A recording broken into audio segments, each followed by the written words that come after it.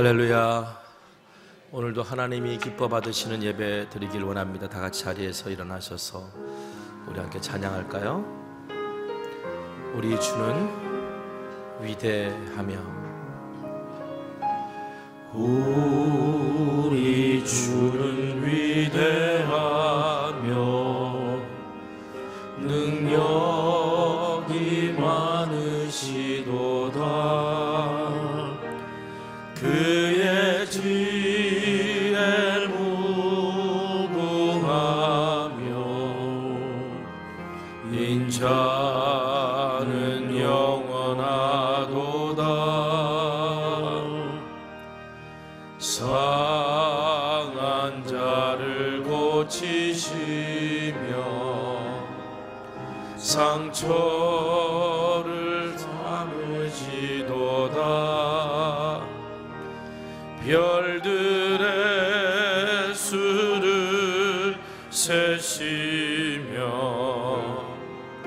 이름을 붙이셨도다. 그가 구름으로 하늘을 덮으시며 땅을 위하여 비 준비하시니 예루살렘아 여호와를 찬송할지어다. 내 하나님을 감사함으로 그 앞에 나가며 주 임재 앞에 경배.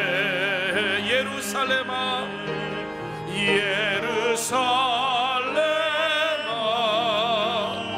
여호와를 찬송할지어다.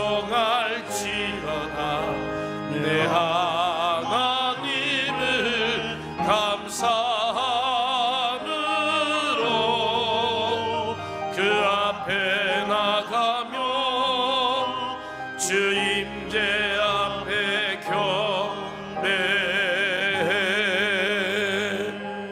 하나님은 영이십니다. 영이신 하나님께 영과 진리로 예배합시다.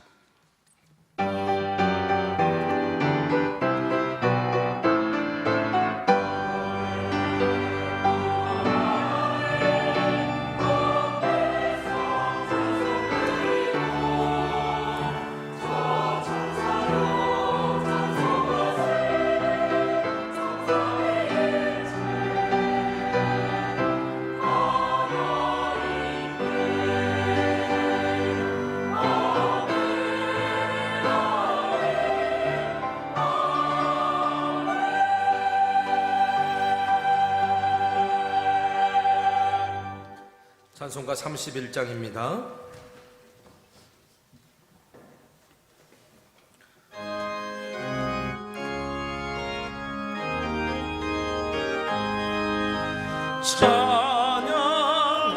찬양하라 목되신 구세주 예수. 백성들아 사랑을 전하세.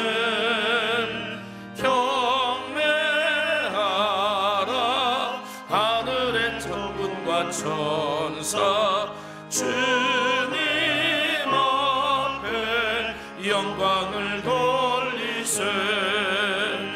목자같이 우리를 지키시고 종일 품에 늘 안아주시니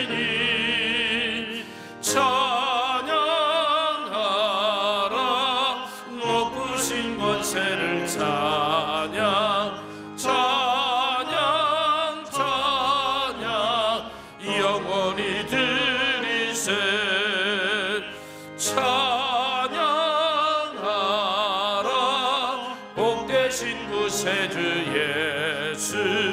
우리 대신 죽임을 당했네.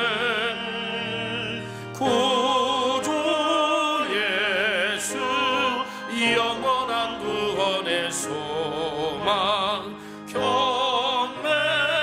경매하며 겸손히 절하세 찬양하라 우리 죄 지신 예수 그의 사랑 한없이 크셔라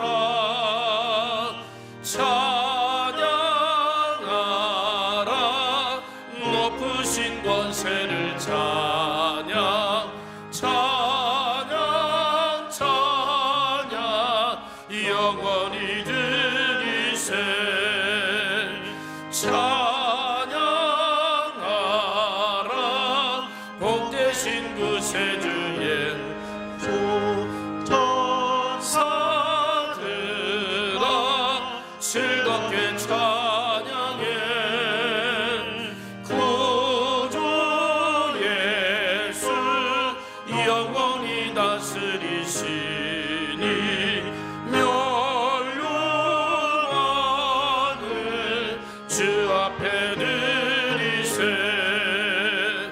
구주 예수 세상을 이기시고 영광 중에 또다시 오시리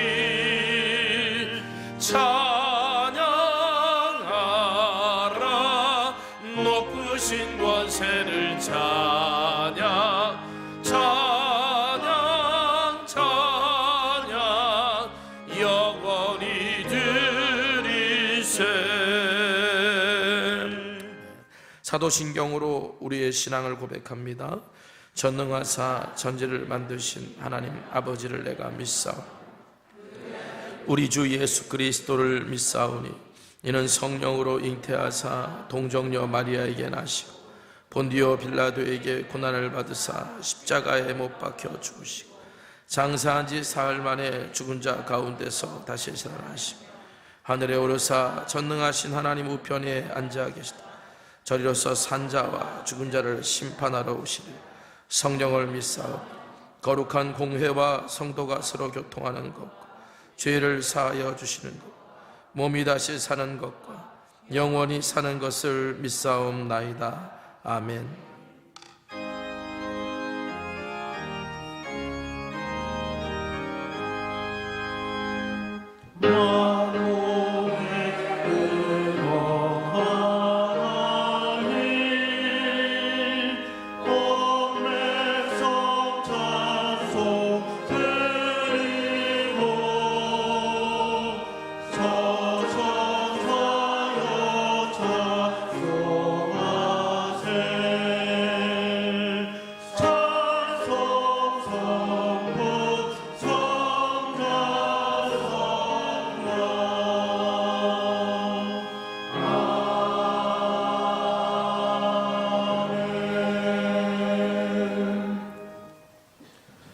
찬송가 220장 찬송하겠습니다. 220장입니다.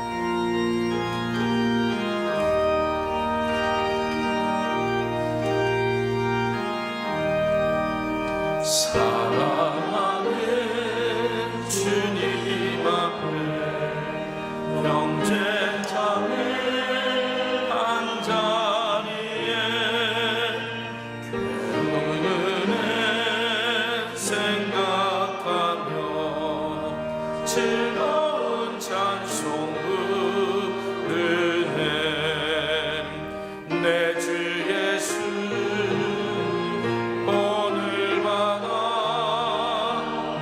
모든 사랑 내 몸같이 환난 근심 위로하고 진심으로 사랑하세 사랑하는 주님 앞에 온갖 충성 다 바쳐서 괴로우나 즐거우나 주님만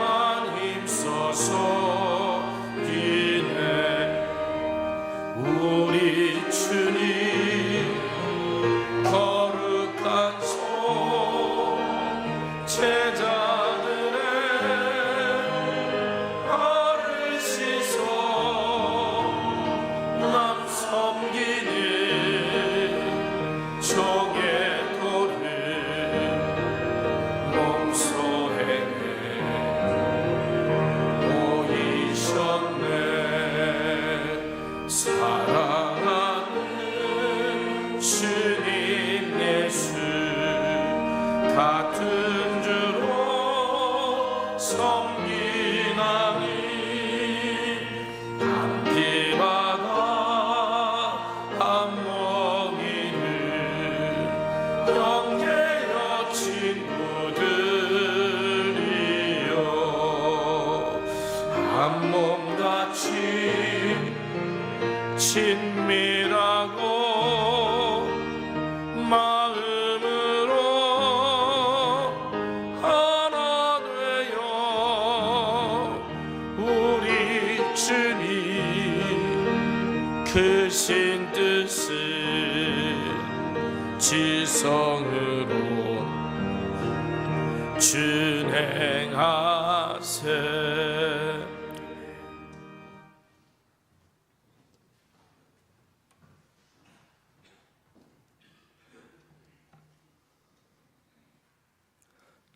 은혜로우신 하나님 아버지, 허물과 죄로 죽었던 저희들을 구원하시기 위하여 독생자를 보내사 십자가에서 피 흘려 죽게 하심으로 영원한 생명을 얻게 해주심을 감사드립니다. 오늘 거룩한 주일에 은혜의 보좌 앞으로 나와 찬양하고 예배드릴 때에 하나님의 은혜와 사랑을 경험하고 하나님께 영광 돌리는 거룩한 시간이 되게 하여 주시옵소서. 한 주간 살면서 하나님보다 세상을 더 사랑하고 주님 말씀 안에 살기보다는 세상에 관심이 더 많았고 거룩한 삶보다는 내 욕심을 더 추구하면서 내 뜻대로 살았음을 회개하오니 용서하여 주시옵소서. 사순절 기간을 보내면서 예수님이 십자가에서 흘리신 보혈의 공로를 의지하며 묵상하게 하여 주시옵시고 하나님의 말씀이 묵상으로만 끝나지 않고 주님을 닮아가는 시간이 되게 하시며 우리의 영혼을 더 정결하고 거룩하게 하옵소서. 세상과 구별되어 고난의 때에 오히려 기쁘고 높아지려는 자아를 내려놓고 십자가의 은혜에 힘입어 주위의 연약한 이웃들을 돌아보고 복음을 전하는 일에 힘쓰며 고난의 십자가를 통과하지 않고는 은혜의 보좌 앞으로 나아갈 수 없음을 기억하며 보이는 현실은 막막할지라도 광야의 길을 내시고 사막의 강을 내시는 하나님이 우리와 함께 하신다는 믿음으로 살아가게 하옵소서. 교회를 세우시고 교회의 몸이 되신 주님, 저희 성촌교회를 이 지역의 구원의 방주로 세워주심을 감사드립니다. 우리 교회가 마음과 뜻과 정성을 다하여 주님께 예배하는 주의 백성들로 넘쳐나게 하시고 주님께로 향한 헌신과 봉사와 사랑이 살아있는 교회가 되게 하옵소서. 우리 성도들의 삶을 위해 기도합니다. 성도들의 가정과 일터를 지켜주시고 보호해 주시옵소서. 극심한 경기 침체 가운데서도 하나님의 인도하심이 가정과 직장과 사업장에 임하여 주시옵고 우리 주변에 소외된 이웃과 예기치 못한 사고와 질병으로 어두움에 부딪히고 건강 문제로 힘들어하는 성도들에게 주님의 은혜로 말미암아 건강한 몸으로 회복시켜 주시고 새 학기를 맞이하는 자녀들에게는 큰 꿈과 소망을 주셔서 각자에게 주신 달란트대로 그들의 비전을 세워갈 수 있도록 이끌어 주시옵소서. 하나님의 평강이 가득하길 원하시는 주님, 세계 곳곳에서 끝나지 않는 전쟁으로 많은 사람들이 희생되고 다치고 있습니다. 하루속히 이 전쟁이 종식되어서 세계의 평화가 이루어지게 하시고 전쟁의 위협에서 벗어나 그곳에 자유와 평화가 속히 찾아오게 하옵소서. 이러한 전쟁 속에서도 선교를 감당하고 있는 모든 선교사님들을 축복하시고 그 가정을 보호하여 주시고 안전하게 지켜 주시옵소서. 하나님 아버지, 담임 목사님을 영육간에 강건하게 하시고 사역을 행하실 때마다 형통하게 하시고 주신 사명을 잘 감당하게 하여 주시옵소서. 이 시간 말씀 선포하실 때에 성령님께서 함께하여 주셔서 우리 담임 목사님을 통해서 전해지는 말씀들이 우리의 마음밭에 심겨져서 30배, 60배, 100배의 풍성한 열매를 맺게 하옵소서. 오늘도 기쁨으로 나와서 여러 모습으로 헌신하는 손길들을 일일이 기억하여 주시고 임마누엘 찬양대의 찬양을 기쁘게 받아주셔서 주님께 영광 돌리는 온전한 예배가 되게 하옵시며 이 모든 말씀 사랑이 많으신 예수님의 이름으로 기도드리옵나이다. 아멘. 하늘에 계신 우리 아버지여, 이름이 거룩히 여김을 받으시오며 나라가 임하시오며 뜻이 하늘에서 이루어진 것 같이 땅에서도 이루어지이다. 오늘 우리에게 일용할 양식을 주시옵고 우리가 우리에게 죄 지은 자를 사하여 준 것 같이 우리 죄를 사하여 주시옵고 우리를 시험에 들게 하지 마시옵고 다만 악에서 구하시옵소서. 나라와 권세와 영광이 아버지께 영원히 있사옵나이다. 아멘.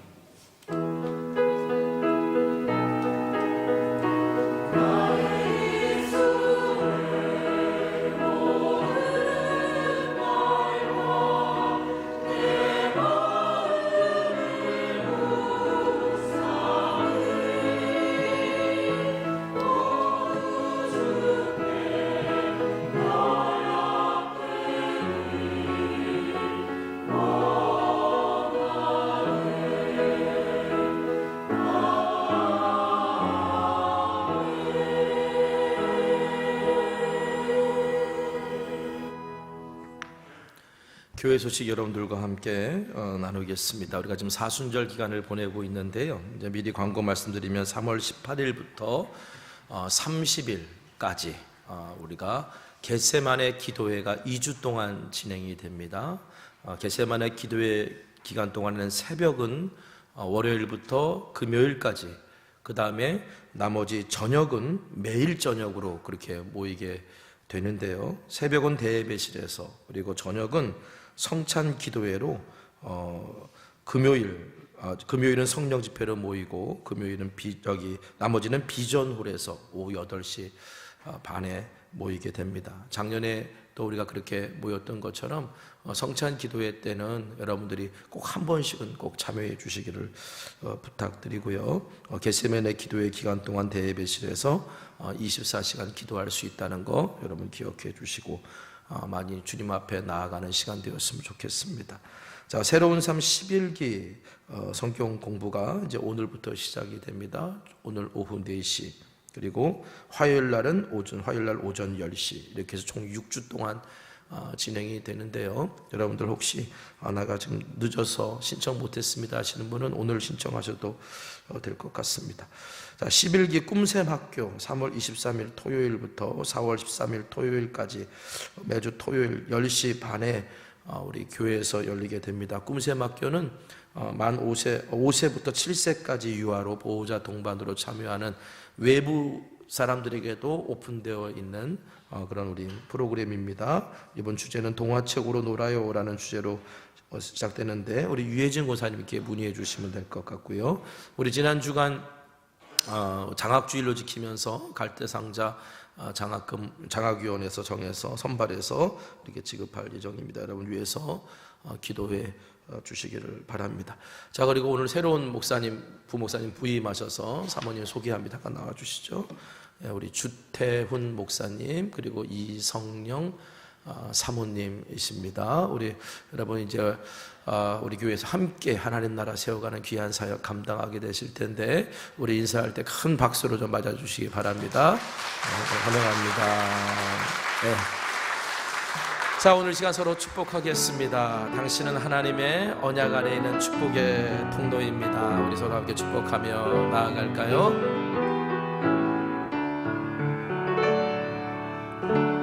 당신은 하나님의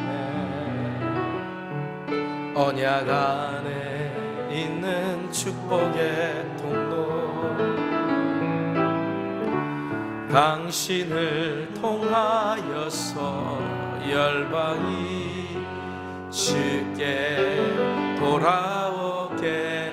우리 다시 한번 축복합시다. 당신은 하나님의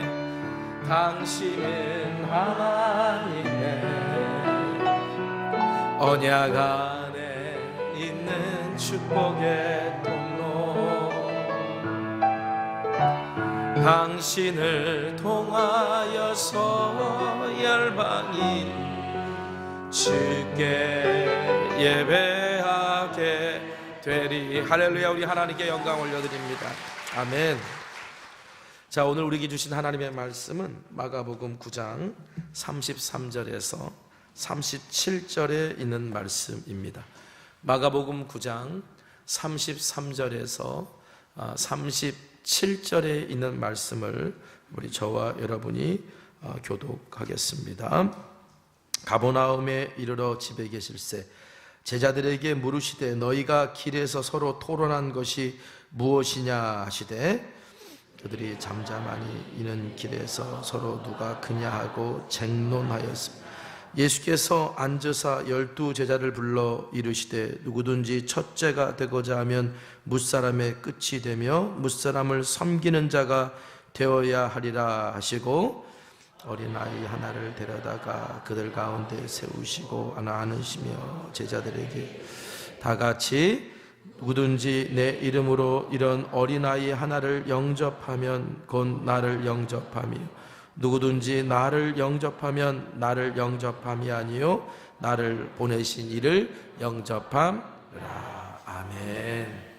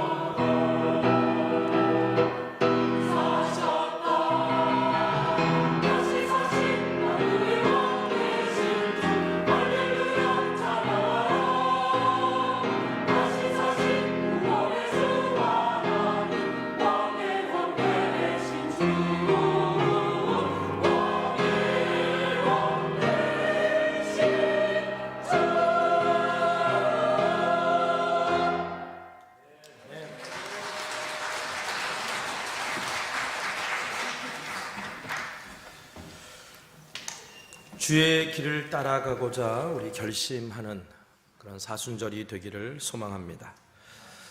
우리 예수님께서는 우리가 어떻게 주님을 따라가야 될지를 이렇게 가르쳐 주셨죠. 마가복음 8장 34절 우리 한번 같이 읽어볼까요? 읽겠습니다. 시작. 무리와 제자들을 불러 이르시되 누구든지 나를 따라오려거든 자기를 부인하고 자기 십자가를 지고 따를 것이니라. 아멘.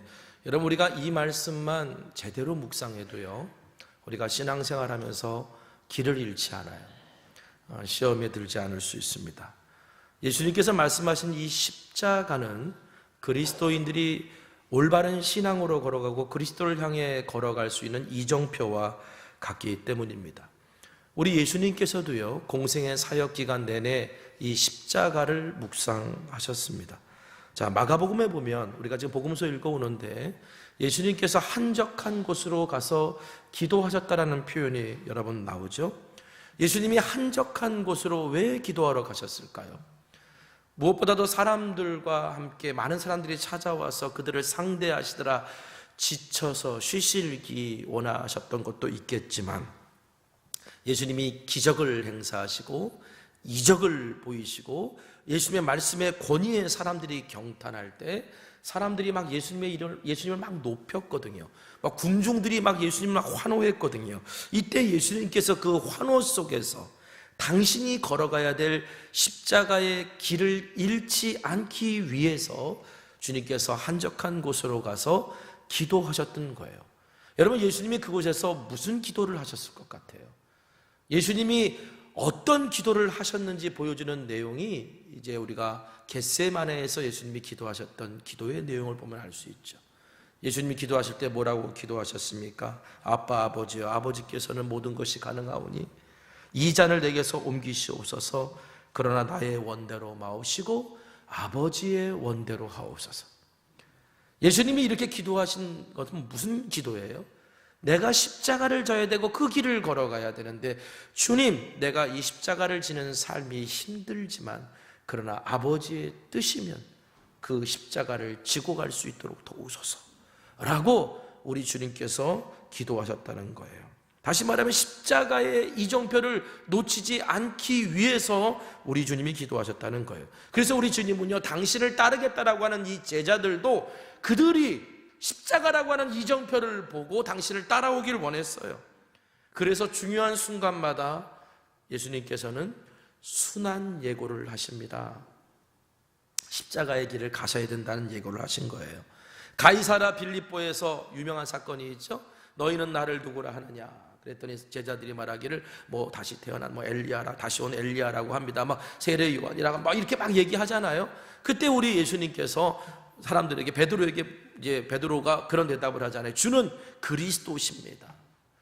주는 하나님의 아들이십니다. 주님이 누구신지, 예수님 당신이 누구신지 그 신분과 정체가 드러나셨을 때, 그때 우리 예수님께서 제자들에게 순환 예고를 하십니다. 십자가의 길을 가야 된다라고 가르치신 거예요. 또 변화산에서 우리 예수님께서 베드로와 야고보와 요한 이 셋을 데리고 이제 같이 가서 기도하시는데, 제자들이 기도하다 보니까 갑자기 빛이 환한 거예요. 눈 떠봤더니 예수님이 하얗게 광채가 나면서 변해 계셨고, 예수님 주변에 모세와 엘리야가 있어서 그가 대화 나누는 그 영광스러운 장면을 목도합니다. 이때 그 제자들 귀에 들려오는 소리가, 구름 속에서 들려오는 소리가 있었는데 어떤 소리가 들려왔냐면, 내 사랑하는 이는 내 사랑하는 아들이니 너희는 그의 말을 들으라. 여러분, 얼마나 영광스러워요. 야, 내가 따르는 예수님이 그리스도시고 하나님의 아들이시라는 것을 믿어지게 되는 그런 사건 아닙니까? 그런데 우리 예수님께서 바로 그 사건 이후에 갈릴리로 돌아오시면서 제자들에게 두 번째 순환 예고를 하세요. 나는 십자가의 길을 가야 된다는 말이에요.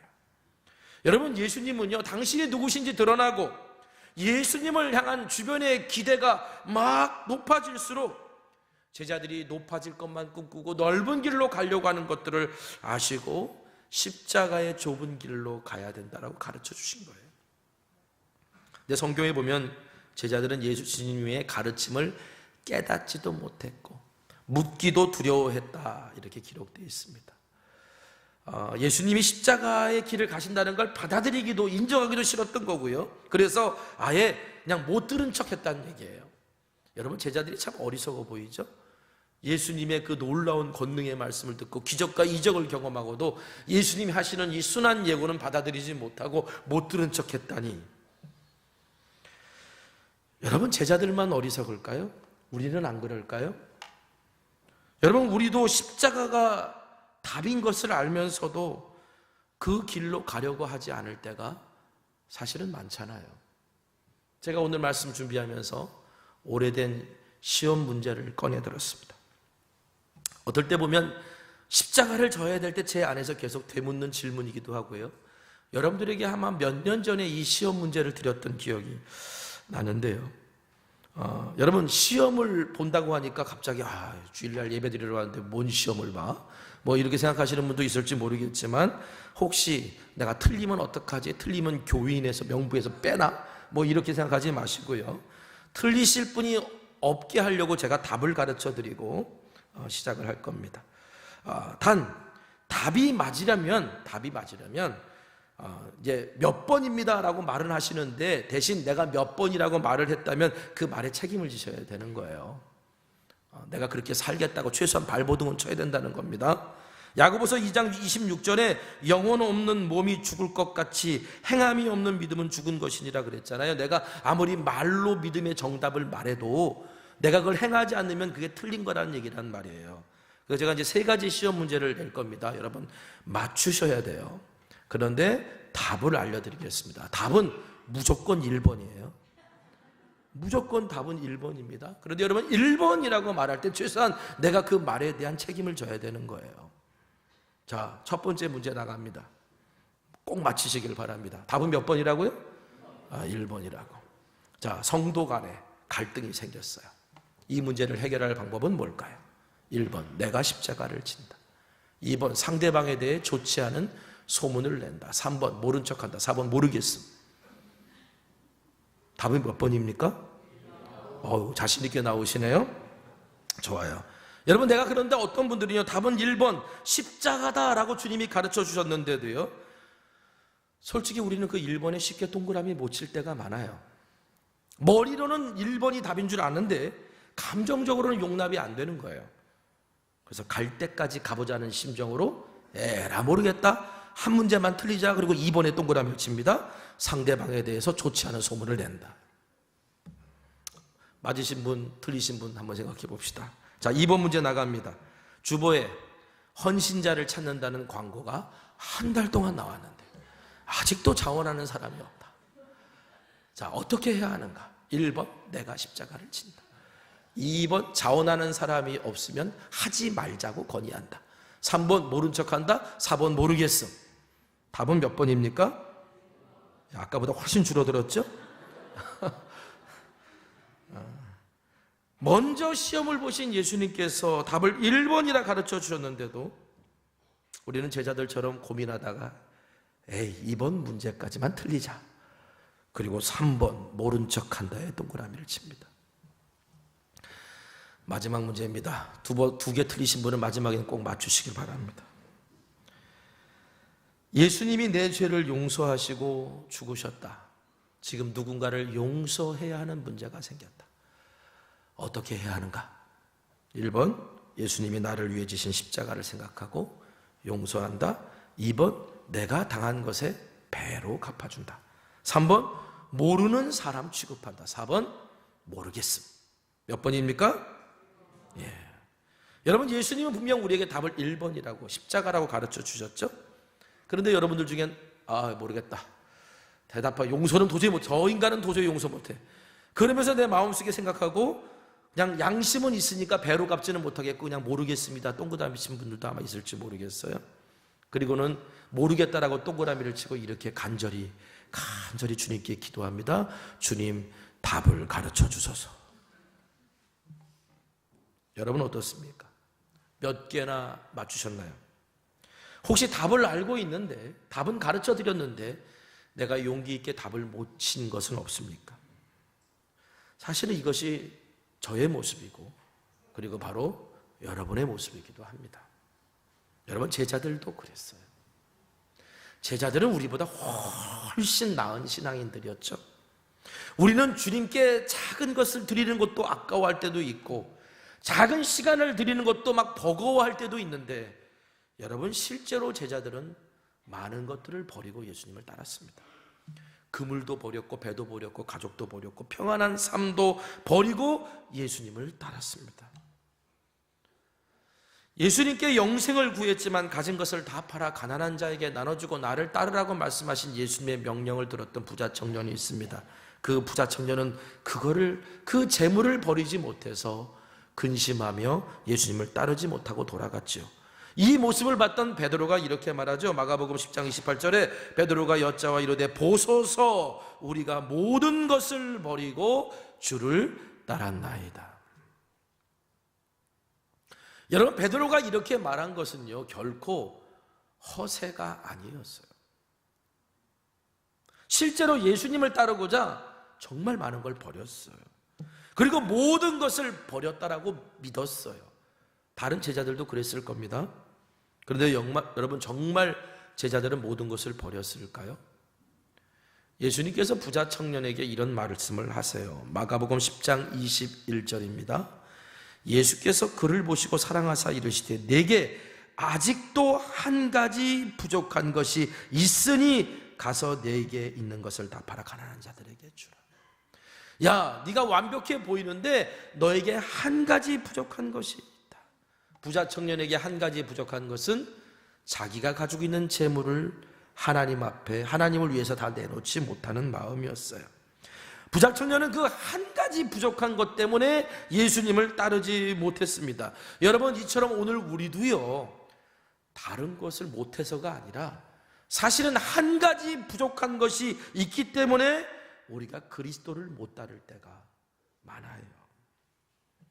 여러분, 만일 예수님께서 부자 청년에게는 너는 재물을 다 나눠주고 나를 따르라 하셨다면 여러분에게는 뭐라고 말씀하실까요?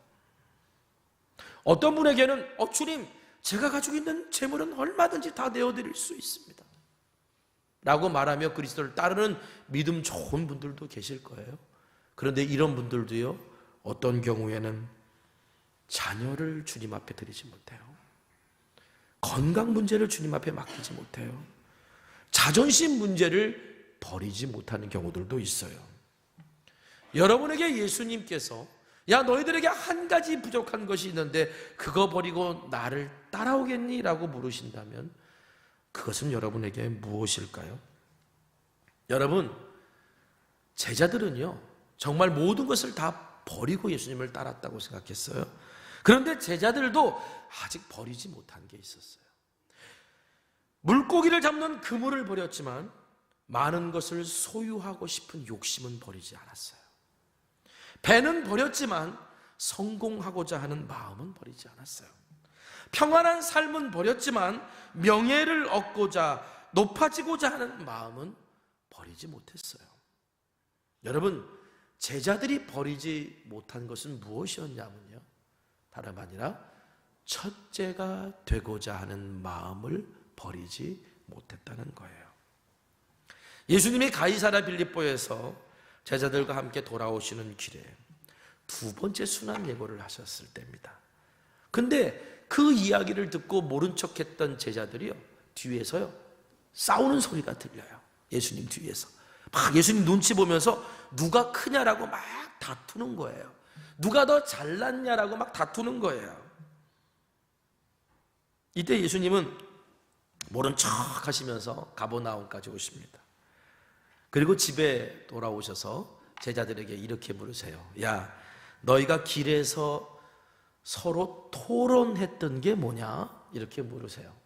그런데 성경을 여러분이 읽어보세요. 오늘 본문에 제자들은 쟁론했다 이렇게 기록되어 있어요. 쟁론했다는 말이 뭐예요? 다퉜다라는 거예요. 다퉜다.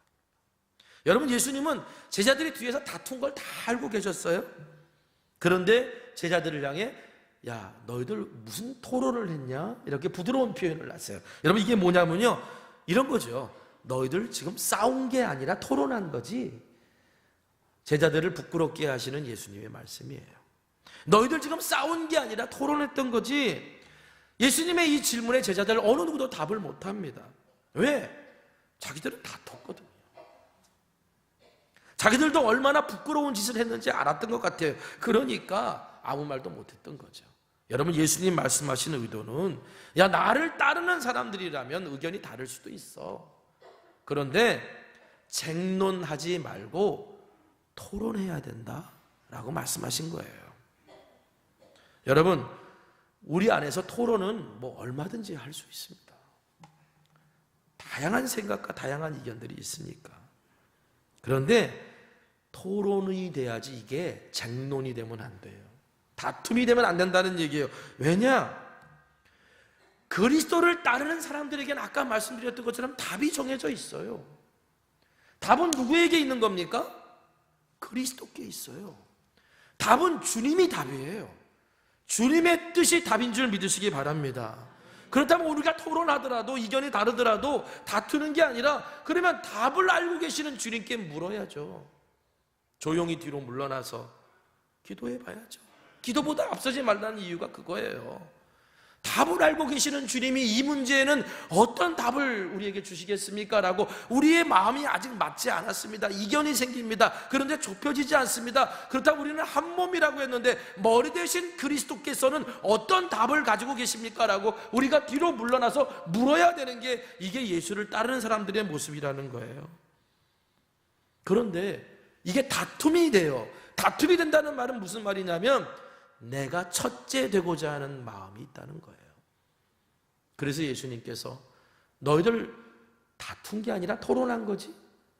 라고 하시면서 야, 이게 다툼이 안 되려면 하시면서 하시는 말씀이 오늘 본문의 이야기예요. 누구든지 첫째가 되고자 하면, 이러면서 주님께서 제자들에게 중요한 가르침을 주십니다. 제자들이 예수님을 따른다 하면서 세상에서 첫째가 되고자 하는 마음을 버리지 않은 것을 알고 계셨기 때문이죠. 여러분, 우리가 사는 세상에서 첫째가 되고자 하는 마음은 저도 있고 여러분도 있습니다. 그렇죠? 이런 이야기를 읽은 적이 있어요. 사막의 교부입니다. 사막에서 수도하는 수도사들 있었어요. 아주 경건한 사람들이죠. 자기의 모든 걸 버리고 주님만을 바라보고 하나님의 말씀대로 살고자 했던 사람들이었습니까? 그러니까 마귀들이 얼마나 시험하겠어요. 그런데 한 경건한 수도사가 아무리 마귀가 고난을 줘도 뭐 육체적인 고난을 주고 뭐 여러 가지 고난을 줘도 이 수도사의 믿음이 흔들리지 않아요. 그러니까 이를 답답하게 여긴 대장 마귀가 야, 저런 사람은 저런 걸로 넘어지는 게 아니야. 나 하는 거 잘 봐. 그리고 나서 그 대장 마귀가 그 기도하고 있는 수도사 귀에다가 속닥 그리고 뭐라고 속삭였대요.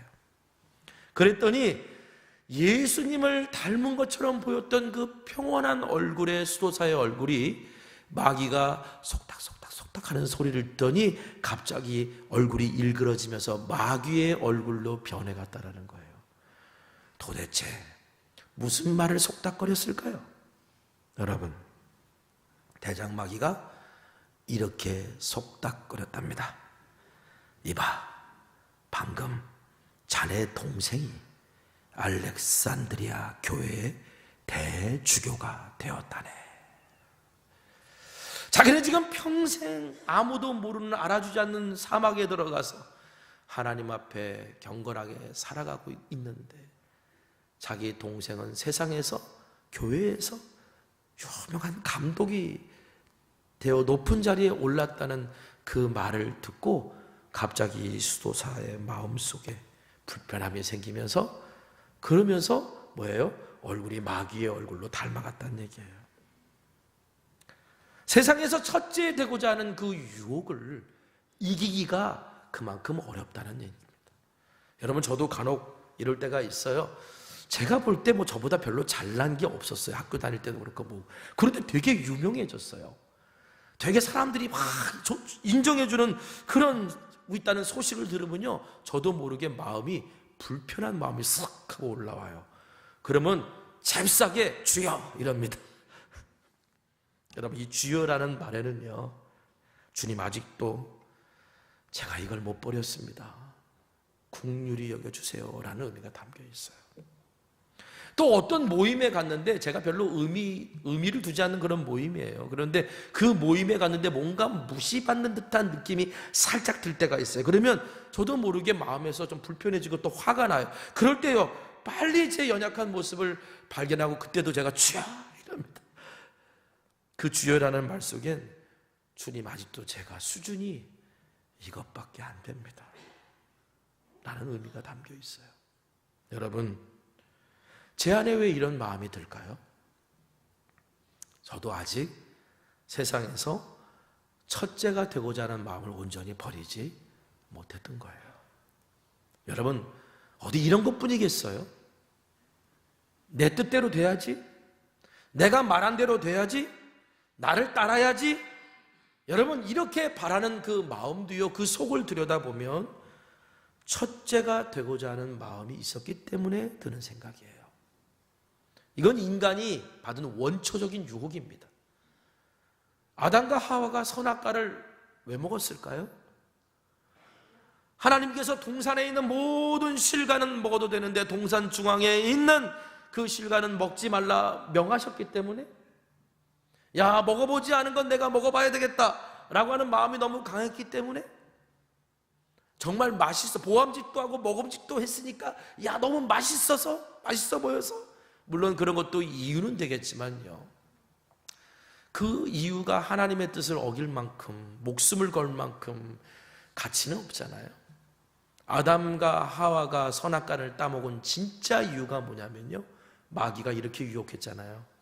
너 이거 먹으면 하나님처럼 돼, 첫째가 될 수 있어 라고 하는 유혹에 넘어가서 그 선악과를 따먹은 거죠.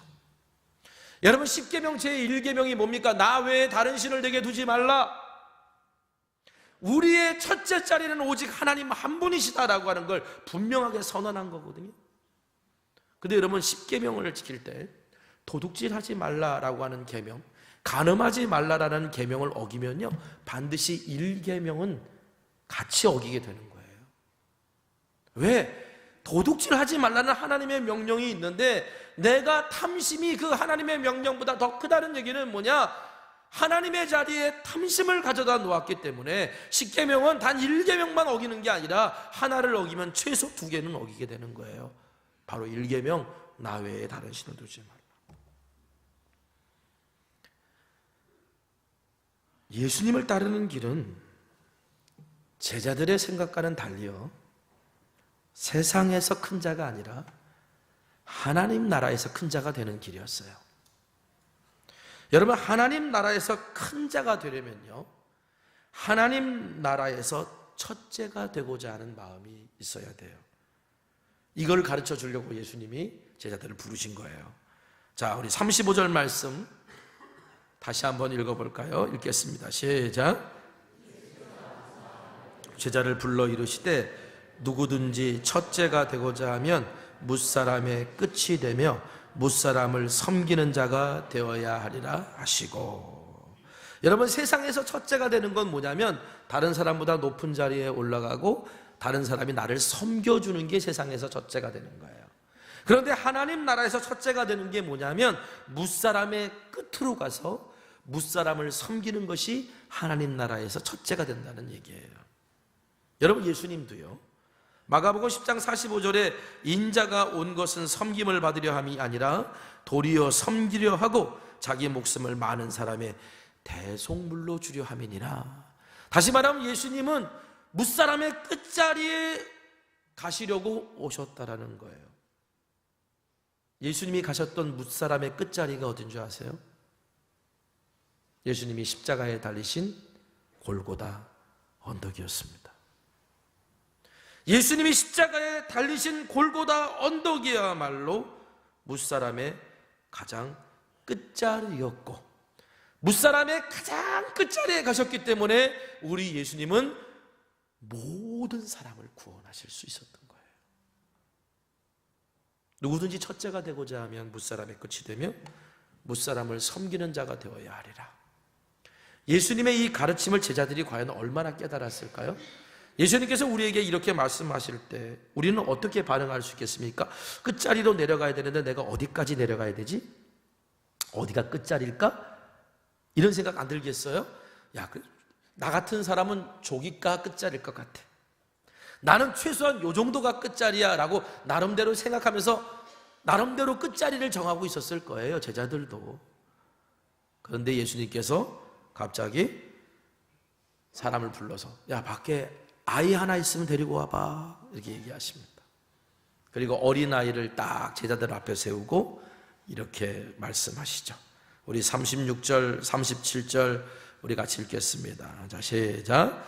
어린아이 하나를 데려다가 그들 가운데 세우시고 안으시며 제자들에게 이르시되 누구든지 내 이름으로 이런 어린아이 하나를 영접하면 곧 나를 영접함이요 누구든지 나를 영접하면 나를 영접함이 아니요 나를 보내신 이를 영접함이니라. 아멘. 여러분, 예수님께서 왜 갑자기 어린아이를 예로 드셨을까요? 지금이야 아이들이 집에서 막 그렇게 떠받치고 살지요. 예수님 당시의 아이들은요, 숫자로도 계수되지 않는 존재였습니다. 비천한 존재였다는 거예요. 사람으로도 치지 않았다는 얘기예요. 성전에도 들어가지 못했던 사람들이에요. 그런데 이런 어린 아이를 영접하라는 얘기는 그 어린 아이보다 낮은 자리로 가서 그 어린 아이를 섬겨라 라는 뜻입니다. 그러니까 이 말은 그거예요. 야, 너희들 무사람의 끝이 어디냐? 무조건 제일 마지막이다. 무조건 제일 마지막으로 가라는 말씀이에요. 근데 여러분, 이게 쉬워요? 내가 이 정도의 자리와 위치에 있을 수 있는데 내가 무조건 아래로 내려가고, 내가 이만큼 중요한 사람인데 내가 무조건 아래로 내려갈 수 있어요? 쉽지 않아요. 그래서 여러분, 무사람의 끝으로 가려면 하나님 나라를 받아들이는 믿음이 있어야 되는 거예요. 세상에서 첫째가 되는 게 아니라 하나님 나라에서 첫째가 되는 것을 받아들일 수 있는 믿음. 무사람의 끝에 서는 건 그래서 믿음이 필요한 거고요, 무사람의 끝의 자리가 사실은 뭐예요? 믿음의 자리인 겁니다. 왜? 무사람의 끝은 믿음 없이는 못 서기 때문에.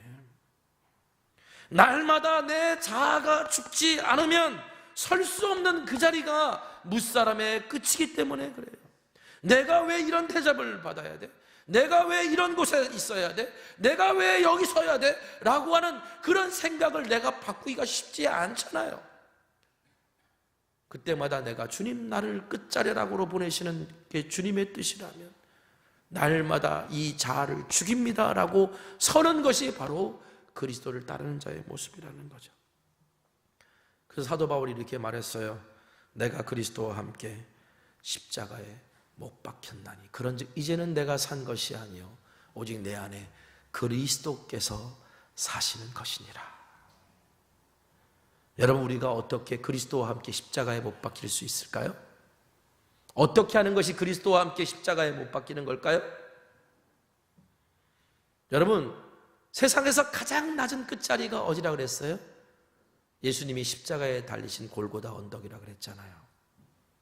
그렇다면 여러분, 우리가 무사람의 끝으로 가서 무사람을 섬길 수 있을 때 그게 바로 우리가 그리스도와 함께 십자가에 못 박히는 게 되는 거예요.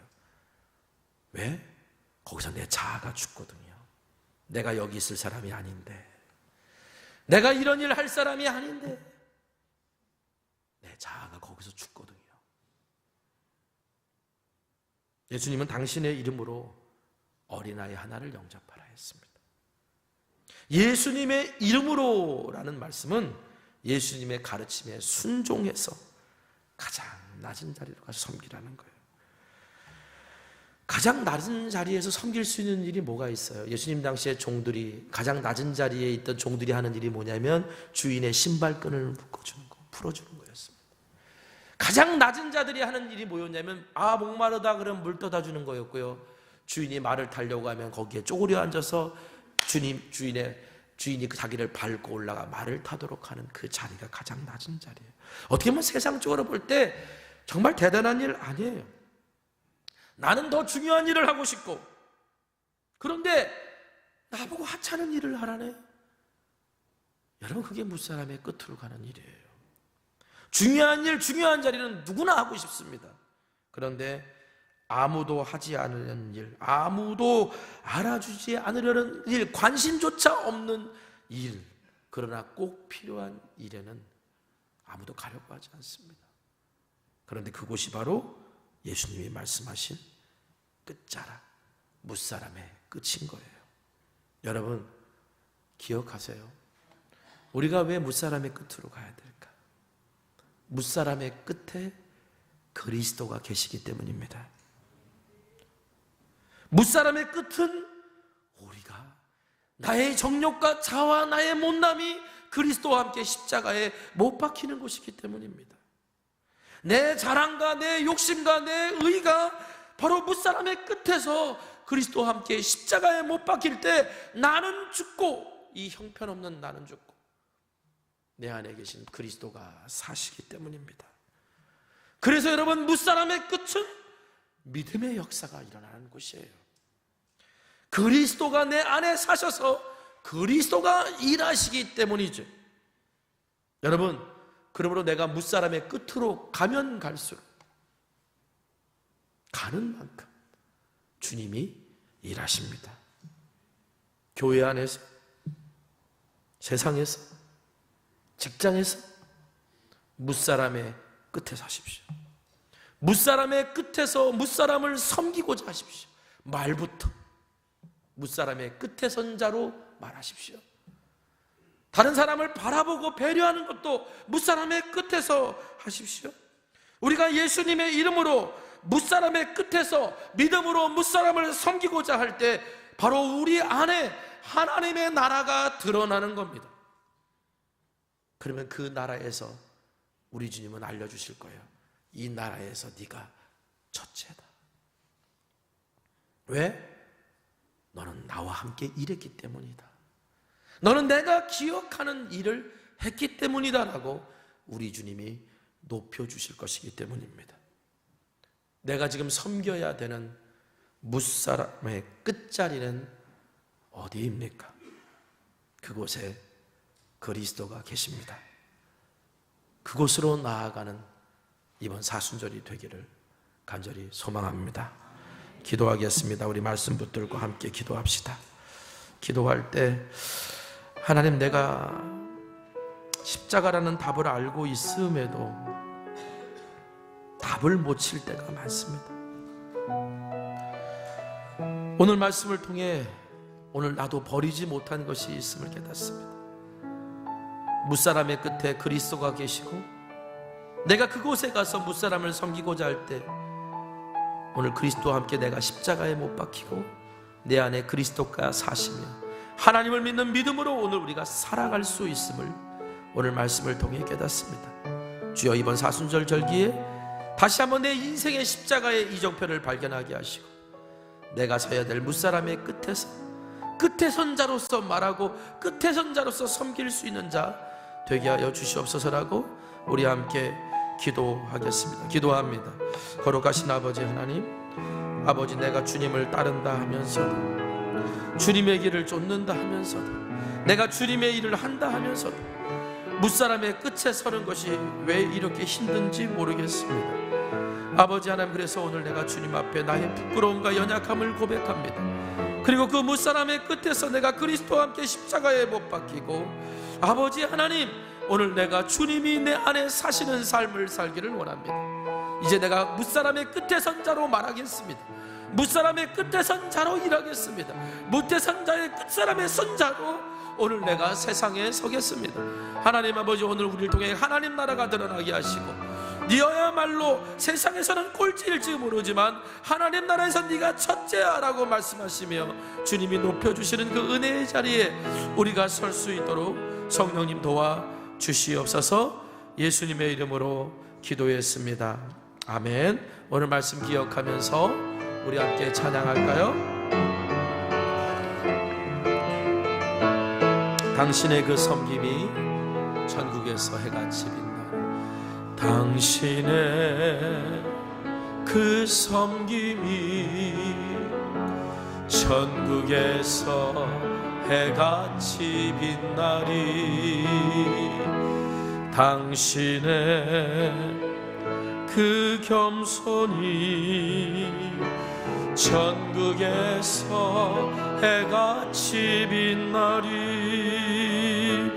당신의 그 믿음이 천국에서 해같이 빛나리. 당신의 그 충성이 천국에서 해같이 빛나리. 주님이 기억하시면 족하리. 예수님 사랑으로 가득한 모습, 천사도 흠모하는 아름다운 그 모습, 천국에서 해같이 빛나리. 우리 다 같이 일어나 고백할까요? 당신의 그 순종이 천국에서 해같이 빛나리. 당신의 그 사랑이 천국에서 해같이 빛나리. 당신의 그 찬송이 천국에서 해같이 빛나리. 당신의 그 헌신이 천국에서 해같이 빛나리. 우리 주님이 기억하시면 족합니다. 주님이 기억하시면 족하리.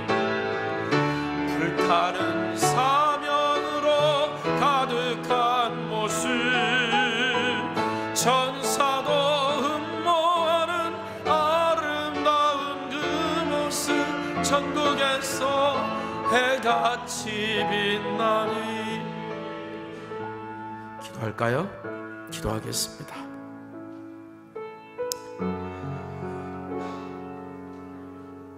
우리 주님께서 주님을 따른다 하면서 뒤에서 누가 크냐 다투고 있는 제자들을 향해 너희들이 토론한 것이 뭐냐라고 물으시는 주님 앞에 사실 오늘 우리들도 할 말이 없습니다. 참 내가 잘났다고 생각했는데, 얼마든지 할 수 있다라고 생각했는데, 돌아봤더니 아직도 내가 첫째가 되고자 하는 마음을 버리지 못했습니다. 주여, 십자가 이정표를 잃어버리고 길을 헤매는 신앙생활 하지 말게 하시고, 나를 따라오던 자기를 부인하고 자기 십자가를 지고 나를 따르라 말씀하신 그 말씀 따라 이제 용기 내어 믿음으로 무사람의 끝에 서기를 원합니다. 무사람의 끝에 선 자로 말하길 원하고 끝사람 손자로 행동하고 섬기길 원합니다. 주님, 바로 하나님 나라를 받아들이는 믿음을 가지고 내가 그렇게 살기를 원합니다. 오늘도 이 시간 주님 앞에 이런 결단을 가지고 주 앞에 나온 이들을 결단하고 세상으로 나아가는 이들을 통해 그들의 삶의 자리에 하나님의 나라가 임하게 하여 주시옵소서. 드려진 귀한 예물, 마음의 간절한 기도의 제목과 소원까지 나의 연약함과 부끄러움 담아 하나님 앞에 감사와 헌신의 예물을 드렸사오니 오늘 하나님 기쁘게 받아주시옵고 우리의 삶에 주님의 나라가 임하는 축복을 더하여 주시옵소서. 지금은 우리 주 예수 그리스도의 크신 은혜와 하나님 아버지의 무한하신 사랑하심과 성령님의 감화감동 역사 충만 교통 내주하심의 은혜와 은총이 무사람의 끝에서 그리스도와 함께 십자가에 못 박히고 그리스도가 사셔서 무사람을 섬기는 믿음의 삶을 살기를 고백하는 주의 자녀들 위해 지금부터 영원까지 함께하여 주시옵기를 간절히 축원합니다. 아멘.